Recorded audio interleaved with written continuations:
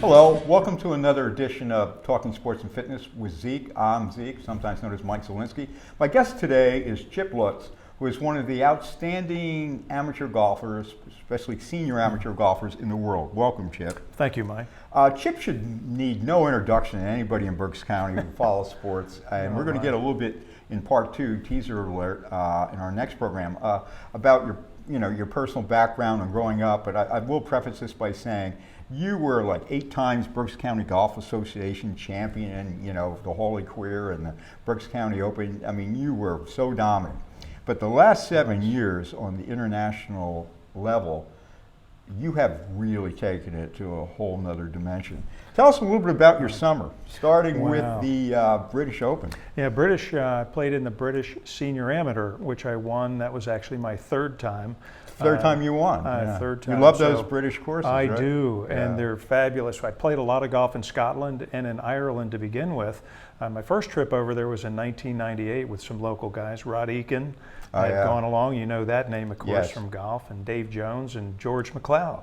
So it was just a wonderful trip, first experience in Scotland, and from there I got hooked. So one of my goals, of course, when I became a senior at age 55 was to really try to bring my game up to another level and hope that I could be competitive in bigger venues, because obviously, as you mentioned, I did quite nicely here in Berks County, but I really wanted to see what I could do beyond that level. So that gave me a whole new look and a whole new start, because when you turn 55, you get in this whole new group, and all of a sudden I'm the young guy on the street, and may have the best opportunity. I remember when the PGA first started the senior tour years ago, and that's age 50. The Opens are age 50. And I have a different perspective now, and I'm this young cocky sports writer. I don't know if I was in my 20s at the time. I go, what do those guys care? They're almost dead. Of course, you get a different perspective when you hit 50. You get there. Yeah. No question. But 55 was really a magic number for me, and I prepared to really try to be competitive at that point, and had a great deal of success. And it's just been a tremendous run for me. Traveling the country, traveling the world, playing in some great venues, wonderful events. I played in the British Senior Open 4 times. I won the Senior Amateur 3 times. Won the Canadian twice, Canadian Senior Am. And then, of course, last year was really the crowning achievement, was winning the U.S. Senior Amateur down in Hidden Creek, New Jersey, near Atlantic City. So that was the one that, in my mind, really put me over the top. Yeah, absolutely. Well, tell us a little about the British Senior Amateur this year. Thrilling finish. Oh, it was. I really played nicely, but it really wasn't my best through most of the tournament. I was hoping to just get close at the end, and you always hope that you're in a position on the back 9 to get something done and be in the hunt. So fortunately, I played well enough to enter into a tie. And it was a 3-way playoff, right? It was a 3-way playoff, and one of my good friends had actually 3-putted the final green and made bogey to actually get into this tie. So little did he know, he was actually in the lead of me and didn't realize it. He actually told his caddy, he said, "I don't want to know what's going on behind me." Oh, really? Yeah. That's unusual, is it not? I think so. And I like to know as much information as possible at all times, and get updates, because you want to know down the stretch what you have to do, if anything, to try to either win or. Because it's just how you approach it, how you approach a particular hole. Oh, absolutely. So unfortunately for him, he 3-putted the last hole. And I came down the last one and made par and tied him, which got us into this playoff. So we went back to the 18th tee, and we were to have played that hole repeatedly until there was a winner in sudden death. They don't go in any other order. That's it's interesting. A little different, Yeah, they do the same thing actually in the Senior Open, which I witnessed Bernhard Langer 3 years ago.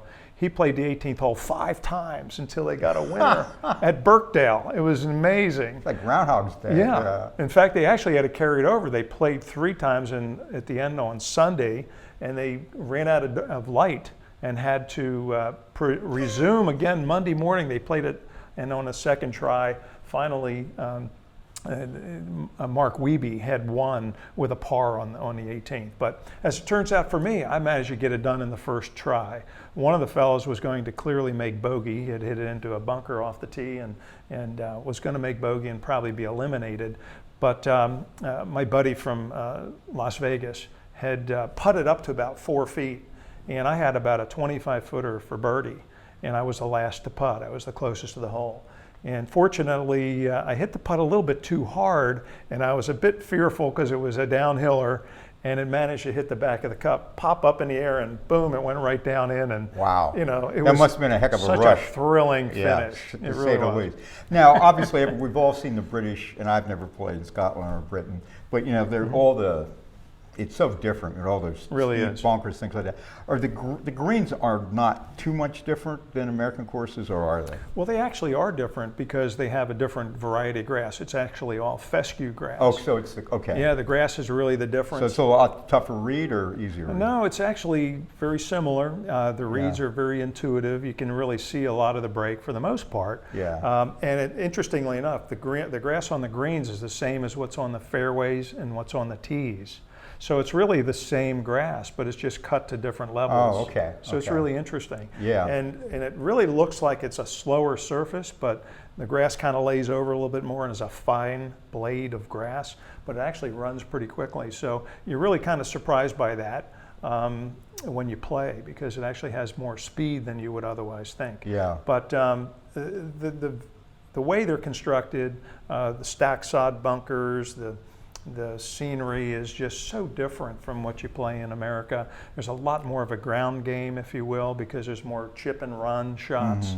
You play lower shots. There's more wind, it seems, because you're it's not just typically rip it. Yeah. No, exactly not. Yeah. So there's a lot more, you know, refinements and different kinds of approaches to the game over there, which I really find fascinating. Now, tell us your next stop. Was the U.S. Senior Amateur, right? Yes. No, excuse me. No, it was the U.S. Amateur. No, it was actually U.S. Senior Open. Oh yes, it's U.S. Senior Open. And yes. you were the only amateur to make the cut. I was. Yeah, and you wound up finished tied in 37th. You know, which with only a 10 over. So I mean, that's quite a compliment for the only amateur. Well, it was, and I was really pleased with that performance. I came back and left the next day, and was in Ohio, in Columbus, at Scioto Golf Club. And it was a tremendous experience. My son came along. He came up from South Carolina to caddy for me. So that was just a remarkable time. And of course, my wife Bonnie was with me, and as she travels a lot, has been so supportive of me. So thanks to Bonnie, she's been great. But my son it was really special to have he and his good friend come up and spend the week with us through practice rounds and the tournament rounds. And I had the opportunity to play some great practice rounds with like Tom Watson and Fred Funk, and guys that are really accomplished players on the tour. And I got a great pairing. The first 2 rounds was actually with the defending champion, Jeff Maggart was the defending champion, and Marco Dawson was the winner of the previous year's British Senior Open. So Marco was in the same pairing of 3, and myself. So I got to really be up close and personal to these champions of these open events, and spend 2 days with them, playing and competing against them. And my second round was just a remarkable performance. I had 69. Oh yeah, and, 69. Wow. Just played terrifically. It was low round of the afternoon, and in some tough wind, and it was just so much fun. I got a lot of press. Yeah, thank you very much. And then the last big of your trifecta was the U.S. Senior Amateur Championship, and that was in St. Louis, and you were trying to defend your title. Yeah, it was a Senior Am, right? Yes. Yeah, Senior Am. And you got into I guess you placed 45th, so you were in the round of 64, and then what happened? Right. Well, I played really good against Jeff Berta from Modesto, California in the first round, friend of mine. And unfortunately, when you get to that point, you end up playing a lot of your friends. Yeah, and that's match, it's match play. Yeah. Yeah. So I played very nicely against Jeff and won that match, so I advanced to the round of 32. And unfortunately, I faced my other really good friend, Paul Simpson, who's been equally successful internationally and here at home. Paul's from Raleigh, North Carolina, and he and I had just come back from playing golf in Bogota, Colombia, believe it or not. So we were invited right after the Senior Open to representatives of the United States Golf Association in Bogota in an international match for Central American countries, South American countries, and also the UK was represented as well. So there were 30 teams of 2, and Paul and I represented the US, and it was a great opportunity to play internationally on behalf of the USGA, and we just had a great time. We finished 8th as a team, and I finished 10th individually. Had a nice tournament, but it was really more about the experience, and we just had a wonderful time. So here I go facing Paul, my buddy, who I just played with. Yeah. In round 2, and unfortunately, it was not my best day, and Paul played nicely, and I was out. And that's the tough part about match play. You lose one match and you're out of the competition. Yeah. Well, anyway, what a summer. How I spend my summer vacation, you have a great story to tell. We look forward to your next story, but for now, this is Zeke saying goodbye. These community stories are made possible in part by BCTV, Susie Ray Design, Queen City Family Restaurant, Lamar Advertising, Heidelberg Family Restaurant, Reading Air, Lions and Hole, Peanut Bar, and Kutztown University.